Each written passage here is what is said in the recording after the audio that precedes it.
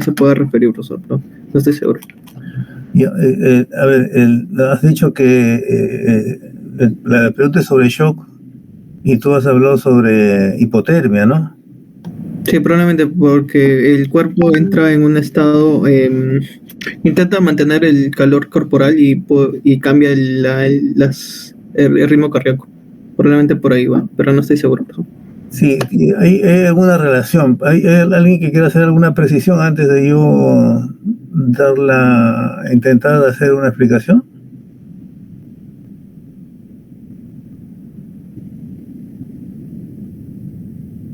La idea es que haya mayor participación posible, porque justo la idea de las preguntas y las respuestas, claro, yo las puedo responder, pero no, la idea también es de que el resto participe y que justamente la idea de este chat es el proceso de retroalimentación, no solamente entre el alumno y profesor, sino entre alumnos y alumnos, ¿no? Porque así consiguen también ustedes un aprendizaje más independiente, ¿no? Si alguien... Tendríamos que definir qué cosa es shock, entonces. ¿Alguien puede hacer una definición de shock? Doctor, disculpa, ¿podría compartir la guía para que se pueda entender más que todo del seminario? Si es que se desea. Para compartir la guía.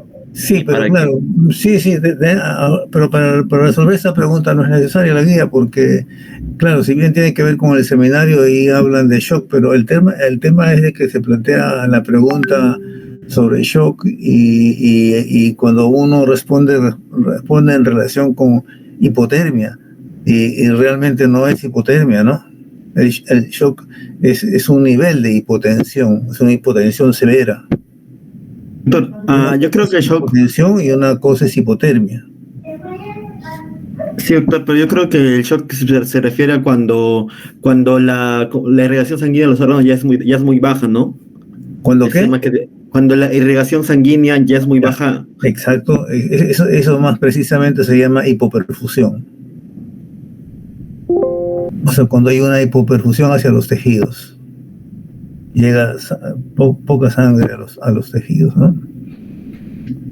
Entonces un estado de shock, por ejemplo, una hipovolemia, un sangrado agudo, una hemorragia, un accidente de tránsito con una ruptura intestinal de algún vaso, o un shock por dolor que baja la presión arterial, o un shock anafiláctico por una reacción alérgica brusca, se produce estado de hipotensión por alteración de la fisiología. Al final es una alteración en la circulación periférica, pero no hipotermia. Entonces, la pregunta, no me pueden volver a plantear la pregunta sobre, ahorita he perdido la pregunta. Sí, doctor, lo que pasa es que mi pregunta era a qué se refiere con el término del shock. Ya, ok, bueno, miren, entonces, pero ya voy a intentar hacer esa... hay que tener en cuenta de que ustedes, ¿en qué les va a servir eso? Ustedes son de la escuela de toxicología, ¿no es cierto? Dentro de la especialidad de farmacia, toxicología, ¿no? ¿Es correcto? Sí, profesor. Ya, entonces tenemos medicamentos que pueden tener relación con hipotensión, ¿no es cierto? Por ejemplo, si yo doy una sobredosis de medicamentos para bajar la presión arterial, puedo estar en un estado de shock. Y eso tiene que ver con la especialidad de ustedes, un fármaco que está produciendo hipotensión, ¿no es cierto? Si en vez de tomar una tableta, el paciente se equivoca y se toma 3 tabletas de un hipotensor, podría en las siguientes horas desarrollar un estado de shock e hipotensión grave, ¿no? Entonces tiene que ver con la especialidad de ustedes, ¿no? O sea, uso de medicamentos, ¿no? Otro efecto es una reacción alérgica, ¿no? La reacción alérgica, ¿no? La alergia a cualquier fármaco, que es también la especialidad de ustedes, me parece, ¿no? Por ese lado está el nexo que tengo que buscar entre lo que yo voy a tratar en los temas de fisiología y su explicación fisiológica, fisiopatológica, y que le sea útil también en su práctica profesional. Lo que ocurre en un shock anafiláctico, que es una hipotensión, es una hipoperfusión a todos los órganos, es que ocurre por efecto de la de la reacción alérgica, una dilatación de los vasos, y además hay un fenómeno inflamatorio producto de la reacción alérgica, ¿no es cierto? Se liberan una serie de sustancias vasodilatadoras producto de esa reacción alérgica intensa con proceso inflamatorio en todo el cuerpo, y sustancias vasodilatadoras. Entonces hay sustancias vasoconstrictoras y vasodilatadoras. Si yo doy sustancias vasodilatadoras, voy a secuestrar sangre por fuera del corazón. Entonces, por lo tanto, si se queda retenida la sangre dentro de la parte periferia, no va a llegar sangre al corazón, va a llegar menos sangre, voy a expulsar menos sangre hacia la aorta y me produce hipotensión. ¿Se entiende la explicación? Sí, profesor, una consulta. ¿La sangre que se queda en la periferia se queda en los capilares o en qué parte de la circulación se quedaría, profesor? A ver, ¿alguien puede intentar responder esa pregunta?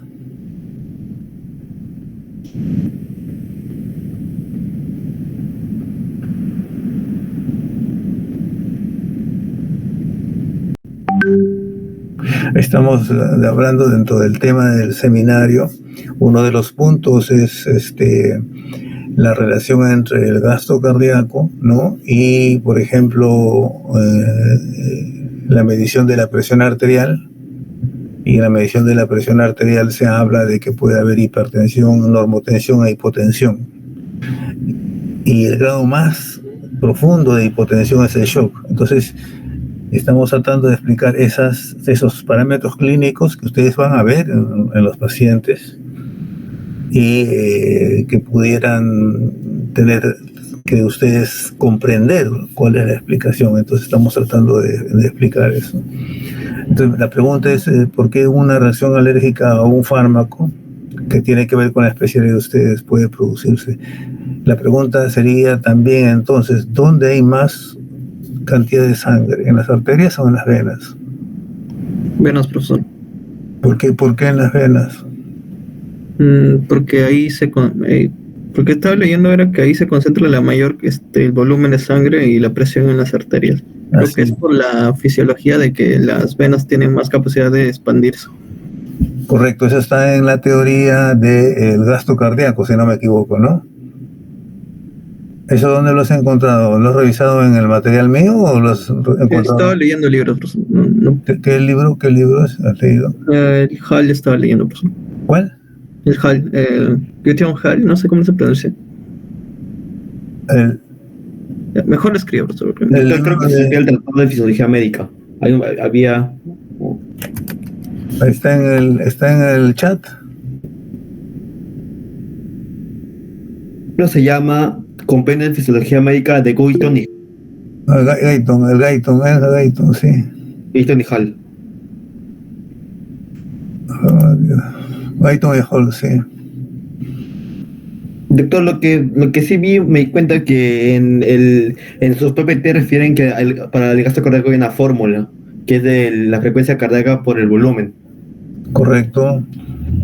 Es la frecuencia cardíaca por el volumen de expulsión. Sí, claro, por la sístole. Claro. Va por la sístole, volumen sistólico. El volumen de expulsión. Entonces, al final, lo que ese es el gasto cardíaco. Entonces, volumen de la frecuencia cardíaca, por ejemplo, que es 70, ¿cuánto es el volumen que expulsa el ventrículo izquierdo al lanzar a la aorta? Es un volumen que es 70, usualmente 70 por 70 latidos por 70 centímetros cúbicos de cada sístole, son 4.900, son en total 5 litros por minuto. Ese es el gasto cardíaco normal. De ese gasto cardíaco normal, la mayoría de sangre está en las venas, lo que dice su compañero, es correcto eso. ¿Por qué? Porque las venas anatómicamente son distintas que las arterias. Las venas tienen entonces más tejido elástico, menos músculo, más tejido elástico. son más delgadas, por lo tanto entonces pueden contener más volumen de sangre, ¿no? Entonces, cuando hay un estado de alergia, shock alérgico, porque estamos hablando de hipotensión, entonces se queda sangre en las venas fundamentalmente. Si se queda la sangre en las venas, la sangre va de las venas, retorna. En la teoría del gasto cardíaco está entonces que el retorno venoso viene al lado derecho del corazón, ¿correcto? El retorno de las venas, de todos los órganos. Llega al lado derecho del corazón, a la vena cava superior y la vena cava inferior, y llega a toda la aurícula derecha, al ventrículo derecho, de ahí se va al pulmón, se realiza la oxigenación en el pulmón, de ahí va al lado izquierdo del corazón, aurícula izquierda, ventrículo izquierdo, y del ventrículo izquierdo lanza la sangre a la aorta. Pero entonces, si yo estoy diciendo que se está quedando sangre secuestrada en las venas, quiere decir que entonces la sangre que retorna al lado derecho del corazón, que es la precarga, es otro concepto, es el concepto de precarga de llenado ventricular, está disminuido en un estado de shock anafiláctico. Entonces, al estar menos sangre en el lado derecho del corazón, va a haber menos sangre hacia el pulmón, menos sangre hacia el lado izquierdo del corazón, menos sangre se expulsa hacia la aorta, y si yo tengo en la aorta menos volumen, voy a tener hipotensión. ¿Se dan cuenta de esta explicación que tiene que ver anatomía? Estoy explicando los volúmenes de sangre, pero también uso conceptos de anatomía, uso la fórmula que me está diciendo su compañero, que el gasto cardíaco es volumen de expulsión por frecuencia cardíaca, y eso también tengo que relacionarlo con la fórmula de la presión arterial, porque si sé que el gasto cardíaco es volumen de expulsión por volumen de expulsión por frecuencia cardíaca, cuando me voy a la fórmula de presión arterial, la fórmula de presión arterial me dice que la presión depende de gasto cardíaco por resistencia, ¿no? Es una relación proporcionalmente directa. P de presión es igual a gasto cardíaco por resistencia. Entonces quiere decir que si yo cae mi gasto cardíaco, como lo cae en el shock por shock anafiláctico, va a caer mi presión arterial. Pero lo que estoy haciendo es una explicación con conceptos de fisiología cardiovascular, ¿no? Entonces, esa es la idea que ustedes tienen que hacer cuando entonces ustedes traten de explicar entonces su tema, ¿no? A partir de la pregunta que ustedes me están haciendo sobre esto, entonces cuando yo, por ejemplo, si a mí me toca, de mi grupo, que son 5 o 6 alumnos, me toca el tema de la presión arterial, hay presión arterial invasiva, no invasiva, como está en la guía. Entonces uso el concepto y puedo poner ejemplos, y en este caso lo estamos tratando con ejemplos, ¿no? ¿Y cuáles son los conceptos? Los conceptos son gasto cardíaco, volumen de expulsión, frecuencia cardíaca. ¿Se entiende la dinámica de la explicación que tienen que tener para su seminario, para preparar su PowerPoint, su ilustración en Canva, en el modelo que ustedes quieran, ¿no? Cierto, creo que lo importante es comprender la fisiología. Lo pueden hacer explicando con palabras, usando PPT, sin usar PPT, y 50.000 maneras de hacerlo. Pueden grabar un audio, ¿no? Pueden usar una imagen. Doctor, esa es un poco la idea. Creo que la explicación fisiológica a la que usted se refiere se basaría en que usar ejemplos y relacionar cada tipo de concepto para construir como que una explicación en la que incluya una parte de anatomía y una parte de fisiología. Claro, pues porque miren, si ustedes están ahorita en fisiología, se supone que fisiología, no se puede entender fisiología si no se sabe anatomía. No se puede, ¿no? Porque yo, al usar el concepto de que las venas contienen más sangre que las arterias, estoy echando a mano a un conocimiento anatómico, que es que las arterias son más gruesas porque tienen capa media muscular más gruesa, mientras que las venas tienen capa muscular más delgada, ¿no es cierto? Por lo tanto, son más delgadas y al ser más delgadas tienen más distensibilidad, tienen más capacidad de aceptar un volumen de sangre que la arteria.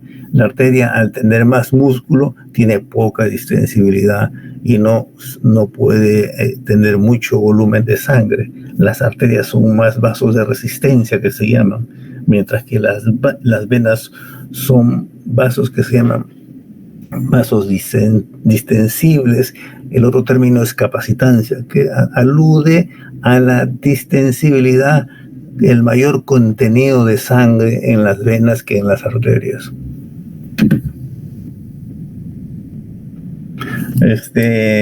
Bueno, tampoco no podemos extendernos muchos en esta reunión, ¿no? A ver, si hay alguna otra pregunta, así para hacerlo más de las dudas que tengan, acepto preguntas de teoría, práctica, seminario, de lo que ustedes crean conveniente, ¿no? Pero ahorita ya hemos empezado por el seminario, o qué dudas les cabe, ¿no? Ahora, esa es la dinámica que yo digo, o sea, al final, yo solamente voy a estar con ustedes en este WhatsApp por 15 días, porque ya vamos consumiendo casi una semana, pero entonces la idea es ir preparado para la teoría del día lunes, ¿no? Entonces, y además cada grupo, ustedes van a tener diferentes profesores y cada profesor también tiene su dinámica, ¿no? Entonces, al final ellos les van a poner nota, pero yo les estoy dando las guías generales, ¿no? A ver, voy a ver algunas preguntas. Y acá, bueno, ya, sí, las preguntas que, sí.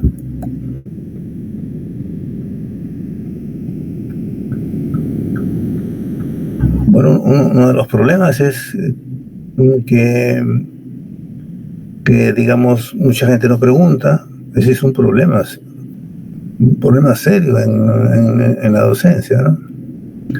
Porque el que pregunta tiene más chance de aprender. El que no pregunta también aprende, ¿no? Se escucha y, digamos, utiliza esos conceptos con lo que ha leído, ¿no? Pero si no se lee y no se pregunta y no se participa, no hay posible aprendizaje. Me pueden sacar 20 de nota, dar un examen excelente, pero no hay aprendizaje, pues, ¿no? Para aprender tiene que discutirse el tema, ponerlo en práctica, ponerlo en cuestión, cuestionar el conocimiento. Así tiene que aprenderse, ¿no?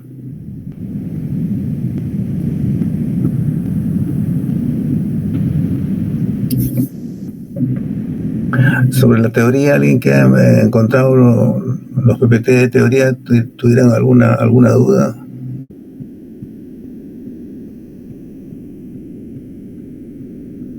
¿No podría explicar lo del, cómo se llama, como lo del simulador que mandó para teoría, por favor? Mandó un simulador del ciclo cardíaco, ¿no? Simulador del ciclo cardíaco, ¿no? Sí, Héctor. Mandó uno para teoría y otro para el seminario. No, pero para el seminario es un simulador del ritmo cardíaco, que es otra cosa. Eso también es recomendable solo al doctor para el seminario, ¿no?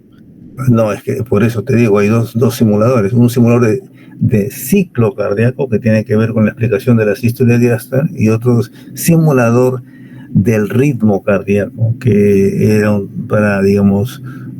útil para la explicación del seminario de práctica, porque de ahí se puede ser útil por ejemplo, para el estudio de las arritmias, ¿no? Y el estudio de las arritmias es parte del estudio del ritmo cardíaco. Hay un ritmo cardíaco normal, ¿no es cierto? Que yo, si me pongo mi mano acá en la arteria radial, a ver, voy a hacer mi muñeca, este es el dedo gordo, el dedo mayor, bajo a mi muñeca, pongo acá mi dedo, y ahí voy a sentir un latido, es el pulso radial, ¿no es cierto? Entonces, eso me da una idea del ritmo, número de latidos en un minuto. Y hay dos arritmias las más frecuentes. Taquicardia es frecuencia más de 100, bradicardia menos de 60. Hay un sinnúmero de taquicardias. Y ese simulador sirve para estudiar en esos ejemplos, ¿no? Lo que ustedes más van a tener consultas por la parte de en clínica es que, por ejemplo, le dicen al paciente, me puso una inyección y me dio palpitaciones. ¿Qué cosa le habrá pasado ahí? Seguramente que el dolor de la inyección le puede producir una taquicardia, ¿no? Y ahí entonces la explicación, ¿cuál sería?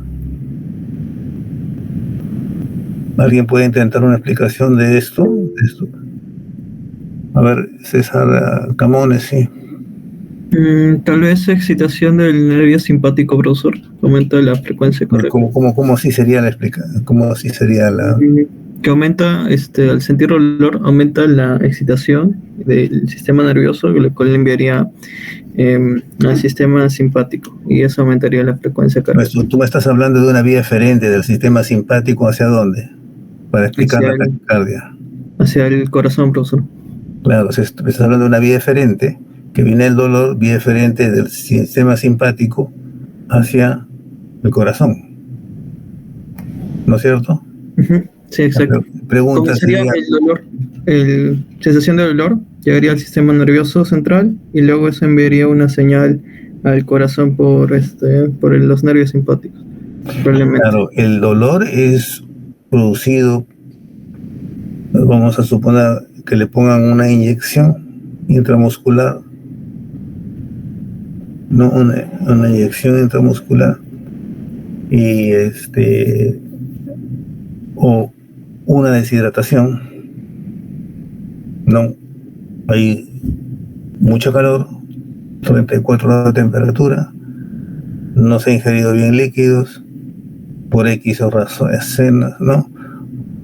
Entonces el paciente está deshidratado y se produce taquicardia, ¿no? Entonces hay varias explicaciones.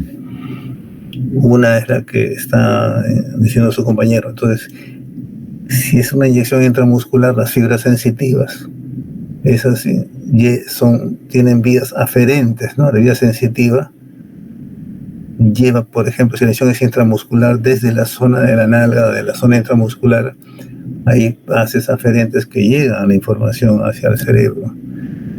Pero del cerebro esa información tiene una vía eferente, que es la vía del simpático. Pero entonces la vía del simpático empieza en los núcleos del cerebro medio. Hay un núcleo inhibidor, que es parasimpático, y un núcleo estimulador, que es el simpático.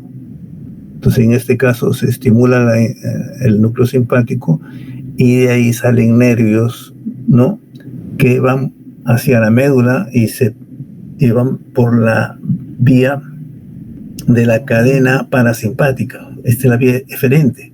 Entonces, estoy describiendo vía eferente sensitiva, la vía eferente es la cadena simpática, y esa cadena simpática en la zona torácica de la cadena simpática, porque hay cadena simpática derecha e izquierda, estoy hablando de paralelo a la columna, salen inervaciones hacia donde se produce la taquicardia.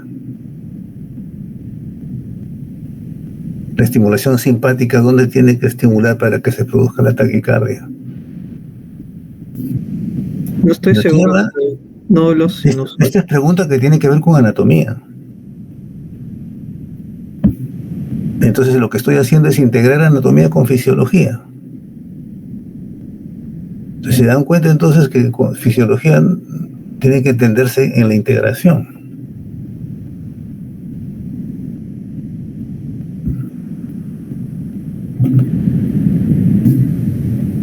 ¿Cuál sería la? A ver, César Ramones. No estoy seguro, pero tal vez en el nodo sinusal. Claro, así es. De la cadena simpática hay ramas a la inervación simpática hacia el nódulo sinusal. También hay hacia el nódulo auriculoventricular. Y también hay hacia las células ventriculares y auriculares, ¿no? De la estimulación simpática, llegando al nódulo sinusal, que es fundamentalmente ahí la explicación, produce taquicardia porque aumenta la velocidad de disparo del nódulo sinusal. La velocidad de disparo del nódulo sinusal va entre 60 y 100, normal. Cuando viene la estimulación simpática, 110, 120, 130, 140, ¿no? por inervación simpática. Y por otro lado, si la inervación va a nódulo auriculoventricular, aumenta la velocidad de conducción del impulso eléctrico. O sea, el impulso eléctrico viene del nódulo sinusal, pasa por las aurículas, llega al nódulo auriculoventricular y en ese sitio la estimulación simpática genera un aumento de la velocidad de conducción. Entonces se está latiendo a más rápido el corazón y está pasando los impulsos eléctricos más rápido por el nódulo auriculoventricular. ¿A dónde van a pasar? A los ventrículos. Y también la estimulación simpática produce inervación de las células musculares, ventriculares y auriculares. Las fibras musculares auriculares, las células del músculo cardíaco. ¿Y qué generan? Aumento de la fuerza contráctil por estimulación simpática. Entonces, una estimulación simpática produce taquicardia, pero como actúa en el músculo ventricular y en el músculo auricular, eso genera una mayor fuerza de contracción por la inervación simpática. ¿No? O sea, la ramita del nódulo de la cadena simpática que se va al nódulo sinusal actúa sobre las células del nódulo sinusal produciendo taquicardia. Pero si parte de la cadena simpática se va a la célula del músculo ventricular, lo que va a generar no es aumento de la frecuencia cardíaca, sino que la célula, la fibra muscular va a tener más potencia, más fuerza contráctil. Eso se llama inotropismo, aumento de la fuerza contráctil, ¿no? Y entonces eso genera dos fenómenos, taquicardia y si hay más fuerza contráctil, el aumento de la presión arterial. La descarga simpática produce esos dos fenómenos, aumento de la presión arterial y había alguien creo que quería participar ahí, no lo vi. Un favor, si hay alguien que aparece pidiendo la participación y yo estoy hablando y no me doy cuenta, por favor que el delegado me avise para hacerlo intervenir, porque estoy concentrado en la explicación y no puedo que se me pase alguna pregunta de que esté levantando la mano. Doctor, una pregunta aparte del tema, ¿dónde va a ser la clase el día jueves? Bueno, porque me refiero que es el pabellón de fisiología, me dijeron, pero no, como es un poco... ¿Cuántos son ustedes? Ustedes? Somos 28. Sí, entonces eso puede ser en fisiología, hay que coordinarlo a primera hora del día lunes con el señor Cabezas. La clase es a las 3, ¿no es cierto? De 1 a 3 la teoría, de 3 a 7 es la práctica. ¿Estás seguro? Usted me refirió que a la 1:30 va a ser la teoría. De 1 a 1:30 va a ser el doctor Ermitaño, va a ser introducción al curso, y de 1:30 usted va a hacer la teoría, doctor. Así es. Yo lo tenía anotado como de 3 a 5. Déjamelo ver en mi archivo un momentito. Ya, doctor. Mientras tanto, por favor, si hay alguna otra pregunta para que después me lo puedan. Chicos, ¿alguna duda, por favor, para que pregunten, por favor? Este es el momento si no quieren preguntar por el micrófono, que pueden mandar las preguntas por el WhatsApp. Sí, doctor, esto por WhatsApp pueden preguntar, chicos, o a mi chat para que pueda decirle las dudas al profesor en caso que las tenga.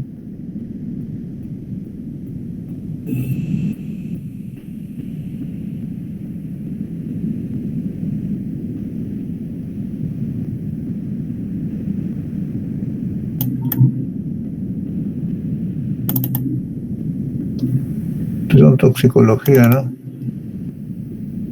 A ver. Ya tengo el 22, ¿no es cierto? Cierto, el jueves 22. Sí, tengo de 1:30 a 3. Sí, creo que me he equivocado. Sí, de 1:30 a 3 me dijiste, ¿no? Sí puede ser en fisiología, pero por favor hay que coordinarlo con el señor Cabezas, que es el que trabaja ahí. O me podría comunicar con el doctor Ermitaño, doctor, para que él pueda coordinar con el señor. No, eso no necesita que el Ermitaño lo coordine, ¿no? O sea, el delegado de ustedes que avise nomás al señor Cabezas que está desde las 8:30 de la mañana en fisiología, hay que avisarle de que no se pare el aula para la 1 de la tarde porque o el mismo doctor Ermitaño lo va a separar, pues, ¿no? Sí, creo que mejor porque es el que está. Claro, él lo va a separar porque...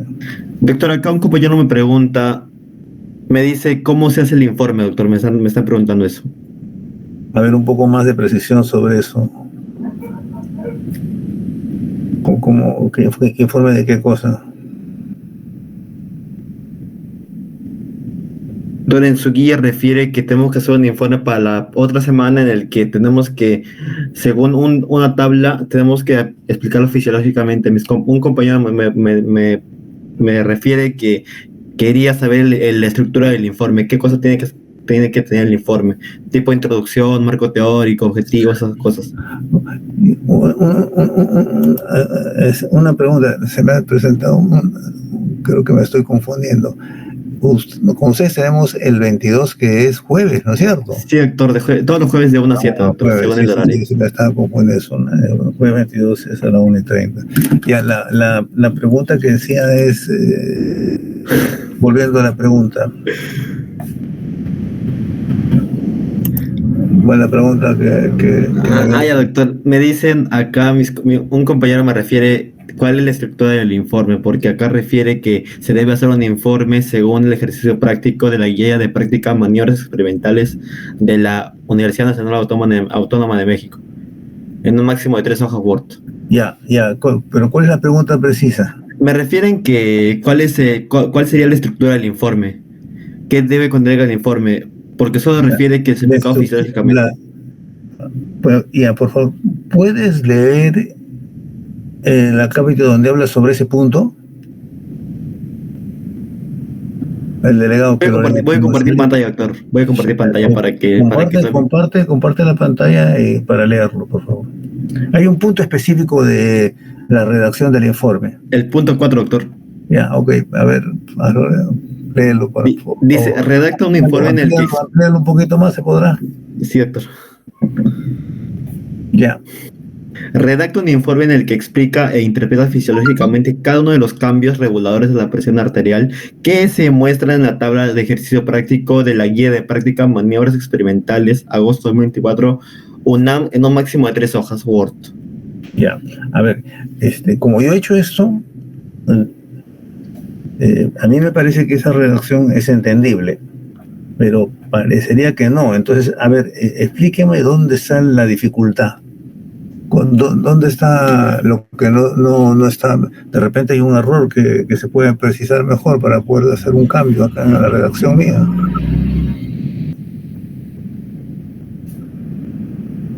Creo que la doctora pregunta más va a referir a la estructura del informe. ¿Qué debe contener el informe? Porque ya de por sí ya sabemos que va a ser... Dice, explica e interpreta fisiológicamente cada uno de los cambios reguladores de la presión arterial que se muestran en la tabla. La tabla muestra cuántos puntos que tienen que ustedes que explicar.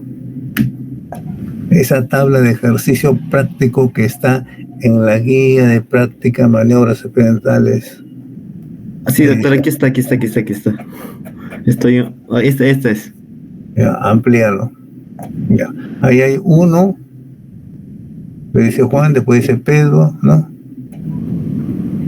Uno dice basal, 2 es Pedro, que es al elevar las piernas, después dice Ana basal, después al incorporarse sería el segundo, porque el primero es el basal, que no se contaría, ¿no? La maniobra ahí es elevar las piernas, la otra es al incorporar, segunda maniobra, tercera maniobra es cuando hace maniobra de Valsalva, y la cuarta maniobra es ejercicio, ¿no? Esos son los 4 puntos que hay que explicar. Entonces, en eso, ahí se dice, entonces, ¿qué pasó con la presión sistólica? ¿No?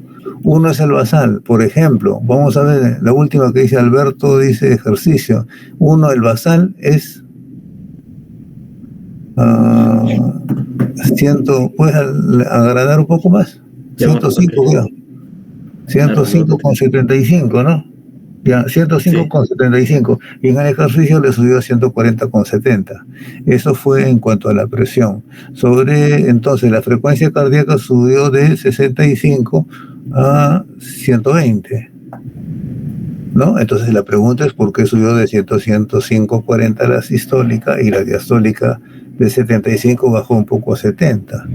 Entonces tienen que ustedes que explicar por qué entonces la frecuencia cardíaca va del basal antes de hacer el ejercicio, porque ese es el basal, tiene 65 y hace ejercicio dinámico, no es cualquier ejercicio, hace un ejercicio dinámico, un ejercicio aeróbico, sube 120. Y la presión media, que es otro concepto que ustedes tienen que saber qué cosa es la presión media y para qué sirve, en el basal es 85 y en el ejercicio sube 93. Esos cambios, ¿por qué pasa de uno a otro? Eso tiene que tener una explicación con conceptos de fisiología cardiovascular. ¿Cuáles son los conceptos? Los conceptos de, fundamentalmente estamos, esta parte de la práctica, ¿no? Los conceptos de la práctica. ¿Dónde está eso? En la guía de orientación de la práctica, en el PPT. Porque ahí está el marco conceptual, el marco teórico, ¿no? En resumidas cuentas, ¿qué debemos usar? Presión es igual a gasto cardíaco por resistencia. ¿El concepto cuál es ahí? Que presión depende entonces de gasto cardíaco, del volumen que se expulsa y la frecuencia cardíaca y del estado de la resistencia vascular. La resistencia vascular es cómo están mis vasos. Mis vasos están... Este es un vaso, imagínense un vaso. O se dilata, o está normal, o está en vasoconstricción chiquito cerrado. ¿No es cierto? Eso significa los cambios en el estado de la resistencia. O sea, la variación en el diámetro del vaso cambia la resistencia, ¿no? La resistencia puede estar normal, la resistencia está aumentada cuando los vasos están cerrados, fundamentalmente. Se habla de vasos cerrados, pero el control de la resistencia está fundamentalmente en las arteriolas, no en las venas. O sea, doctor, en el informe sería explicaciones fisiológicas nomás con el uso de las fórmulas. ¿Y por qué ocurre eso? O sea, el fundamento de qué ocurre con explicaciones fisiológicas y el uso de las fórmulas. A ver, mira, ¿por qué? A ver, vamos a hacer un esfuerzo. ¿Por qué sube la presión de 105 sistólica de 105 a 140 en un paciente que hace un ejercicio aeróbico de 30 minutos? Empieza a correr. Explíqueme eso. ¿Qué conceptos usarían para explicar eso? Al final les estoy preguntando por qué está aumentando la presión sistólica. Y aquí tendrían que explicarme por qué la presión diastólica no subió, sino también un poco más bien bajó.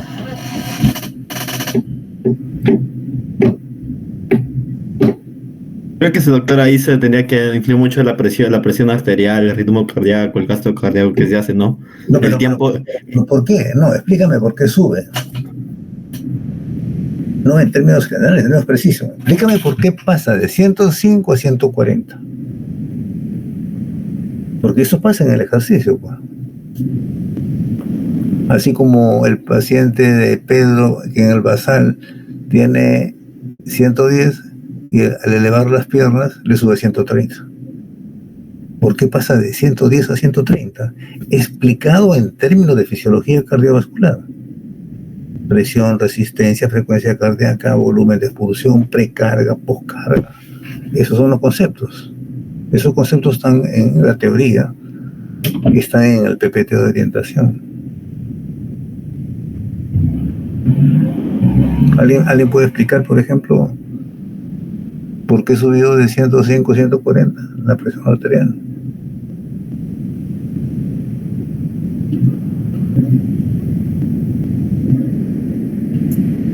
Profesor, tal vez sea por el radio de la arteria o el radio de la vena.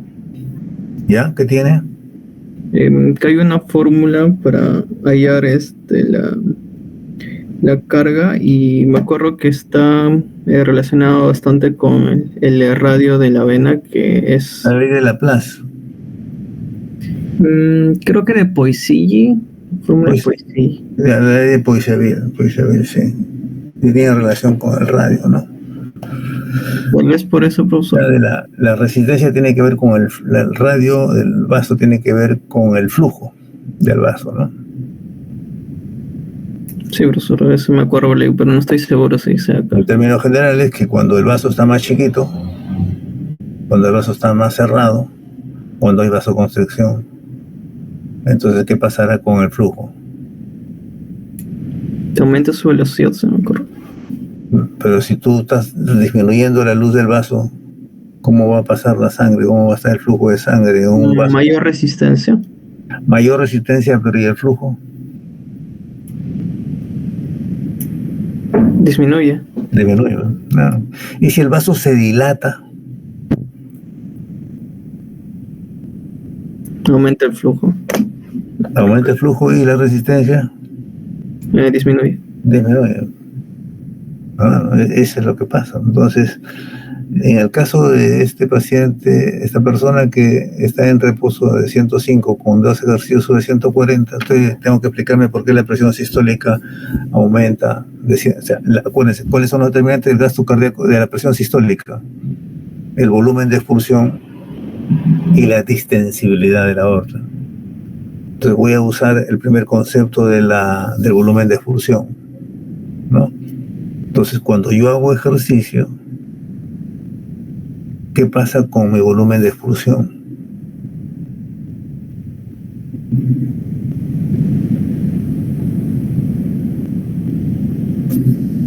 Aumenta. ¿Por qué aumenta?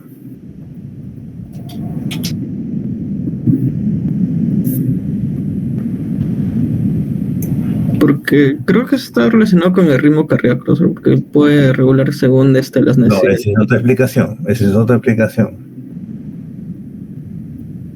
Porque yo tengo que explicar que el aumento de la presión arterial, ¿no? La presión arterial sistólica en este caso, acuérdense, yo voy a la fórmula de presión es gasto cardíaco por resistencia.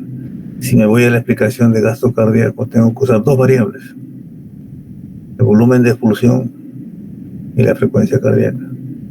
Si yo aumento la frecuencia cardíaca y con el ejercicio aumenta la frecuencia cardíaca, ¿qué pasa entonces con mi gasto cardíaco? Aumenta. Y si aumenta el gasto cardíaco, ¿qué pasa con la presión sistólica? También aumenta. Aumenta, ¿no es cierto? Sí. Bueno, pero ¿por qué es ese fenómeno? Porque cuando yo estoy haciendo ejercicio, mi reposo es 5 litros en reposo. Y cuando hago yo ejercicio, mi metabolismo aumenta y mi demanda metabólica aumenta. Entonces yo necesito aumentar mi gasto cardíaco. Mis músculos que están haciendo ejercicio requieren más sangre, más oxígeno, más nutrientes, tengo que aportar más sangre. Entonces, aumento mi frecuencia cardíaca, es un factor. Pero el otro detalle es que aumento mi volumen de expulsión. ¿Cómo es eso que aumento mi volumen de expulsión? Si yo estoy haciendo ejercicio y aumento mi frecuencia cardíaca, aumento mi gasto cardíaco. Y el gasto cardíaco aumentado quiere decir que está circulando en vez de 5 litros, 6, 7, 8, 9, 10 litros, 12 litros. Por lo tanto, la sangre que llega al corazón derecho es más o menos.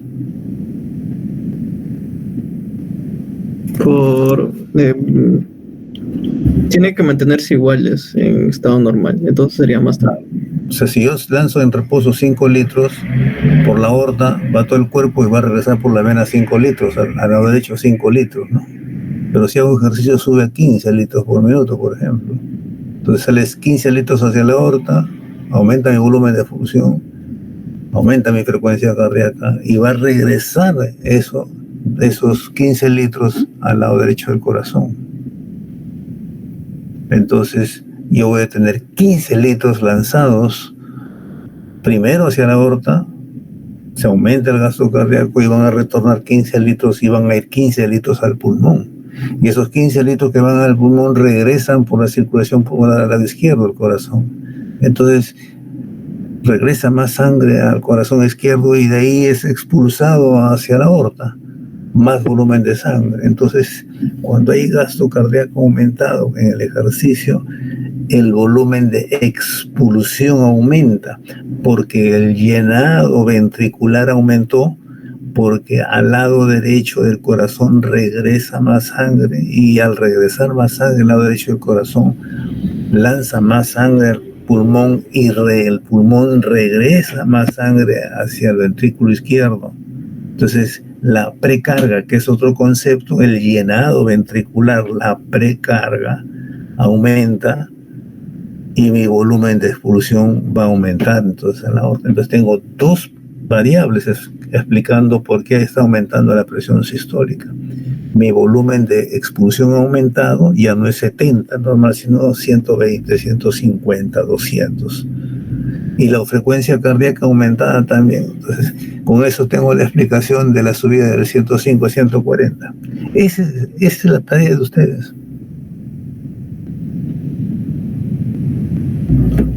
Como el informe es individual, en este caso no es grupal, el informe de práctica es individual. Cada uno tiene que aprender su informe, ¿no? Entonces tiene que hacer este esfuerzo para explicar los 4 ejemplos que están acá. Por eso se dice entonces que esta práctica es una práctica que tiene una parte que es la medición de la presión arterial normal, que eso ustedes lo van a ejecutar con sus compañeros míos, pero la otra parte es explicar fisiológicamente los cambios que ocurren en estas maniobras que se está haciendo, ¿no? Maniobras experimentales que están señaladas en este cuadro. ¿Hasta acá hay alguna duda o no?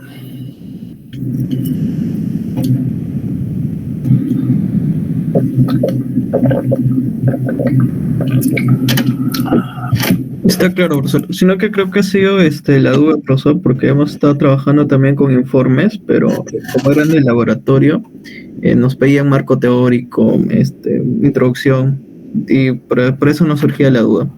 De eso también tenía la duda. Miren, escúchame. El informe dice que hay que hacerlo en 3 hojas Word, o sea, en 3 hojas Word es poco, ¿no? 3 hojas Word no es mucho. Si tú vas a hacer introducción, no, tú de frente te vas a explicar por qué en el ejercicio que dice Basal de Pedro, que es una persona, Basal, al elevar las piernas, ¿qué le pasó? Explícame de 110 por qué subió a 130, y por qué Ana, que estuvo en el Basal en 130, cuando se incorpora la presión le baja al 110. Entonces, si son 4 ejercicios, 4 maniobras, esas 4 maniobras tienen que ir en 3 hojas Word, o sea, pero en concreto, ¿no? O sea, hay que ser preciso. ¿Por qué? Porque 3 hojas Word no es mucho, ¿no?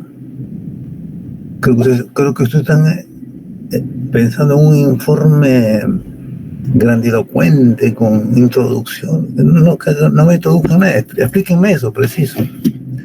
No sé si la guía no permite entender esto así, no se entiende así como yo los estoy explicando ahorita.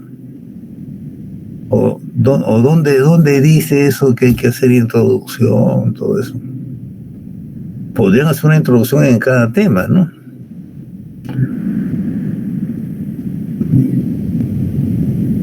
Pues creo que viene porque en otros informes anteriores sí nos pedían y ya veníamos mentalmente ya con esa idea, pero no decían.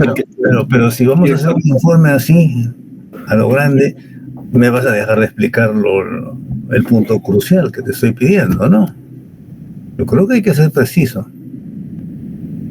y verlos en la utilidad práctica, ¿no? Por ejemplo, ¿cuál es la utilidad práctica que yo le veo acá, por ejemplo, para ustedes que son de toxicología? ¿Qué cosas van a escuchar frecuentemente? Persona de 50 años, 60 años, 70 años, toma X medicinas, por ejemplo, un antidepresivo o un sedante, y les dice que tiene mareos al incorporarse.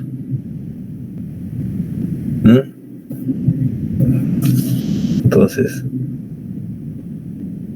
se está echado Se levanta y le da mareos, lo siente que se le va el cuerpo, y entonces a ese paciente hay que medirle la presión arterial al momento de incorporarse. Por eso que hay un ejemplo de incorporación, y eso es para definir una hipotensión ortostática. Entonces hay una serie de fármacos, dentro de ellos los hipotensores, como causa de hipotensión ortostática. Son fármacos que producen disminución de la presión arterial en el momento de incorporarse, ¿no?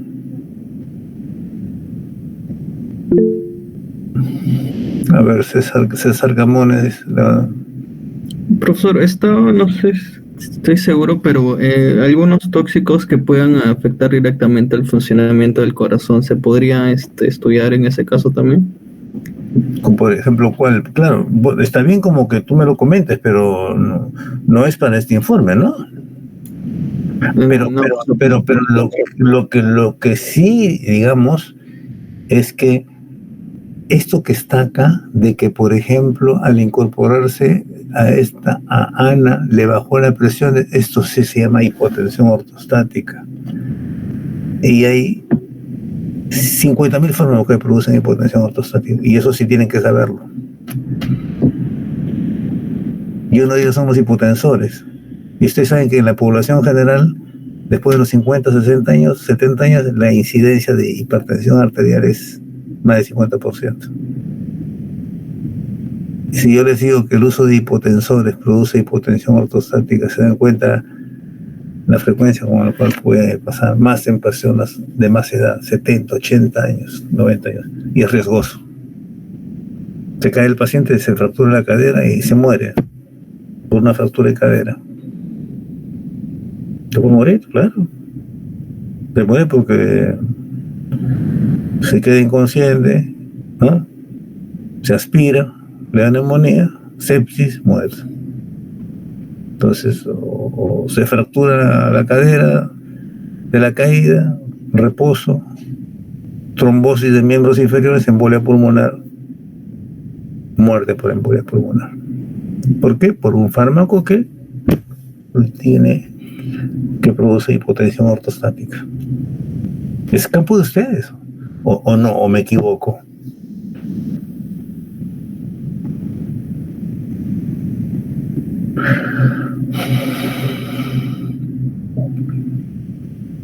Sí, doctor, yo creo que ya no hay más dudas de mis compañeros. Creo que con eso ya se fue. Ya. Bueno, sí, bueno, casi vamos una hora. Miren, el tema no es fácil, si ustedes se dan cuenta, ¿no? O sea, necesita mucho esfuerzo de ustedes, ¿no? Mucho esfuerzo de ustedes, ¿no? Pero hay que aprovechar entonces, fundamentalmente, si no hay este proceso de retroalimentación, interacción, preguntas y respuestas, ¿no? Y hacerlo con anticipación. Pues entonces ya con esto hemos ganado tiempo para el jueves que vamos a ir por más precisos. Porque yo, por si acaso, mis teorías no son teorías de que yo voy de uno en uno pasar mis diapositivas, no. Las diapositivas son tema de ustedes. Yo voy a ver la utilidad de lo que son los problemas, de qué dificultades tienen, ¿no? O qué le va a servir en su trabajo profesional. Para eso, ver la utilidad, pues, ¿no? Porque si no, imagínense, se nos va a olvidar todo, pues, ¿no? Si yo hago, o sea, la teoría es muy útil, pero eso hay que revisarlo y hay que ponerlo en práctica. Y no. Bueno, tenemos todavía hasta el jueves para poder resolver preguntas, y después del jueves una semana más porque ustedes tienen el jueves un grupo de práctica y seminario, y la siguiente semana también un grupo de práctica y seminario, y ahí terminaría el capítulo, ¿no? Si es así, ¿no? Sí, doctor, lo que pasa es que acá refieren que acá en el sílabo que tengo me dicen que hay otra estructura que se repite en el seminario, se repite el mismo tema del seminario de la primera semana. Claro, el seminario es el mismo, pero cambia de grupo, bueno. O sea, En una semana hace un grupo una práctica y un seminario, y la siguiente semana el otro grupo cambia, ¿no? ¿Es así o no es así? No, eso no nos explicó el tutor ermitaño, doctor, solo No, pero es obvio, pues, es obvio, ¿no? Es obvio. Ah, ya, pero ya entendí. Es Gracias. obvio, lógico. O sea, un día, una semana uno va a hacer una práctica y el otro va a hacer seminario, y a la siguiente semana se invierten, ¿no? O no es así, me parece Sí, que sí, sí, pero ya justo ya lo acabo de entender. O sea, o lo otro es que de los 25 que son, 12 agarran teoría y los 12 hacen, perdón, los 12 hacen práctica y los 12 hacen seminario. Cierto, lo que pasa es que Y el el día día... la semana siguiente invierten eso, pues, pero entonces está así resuelto.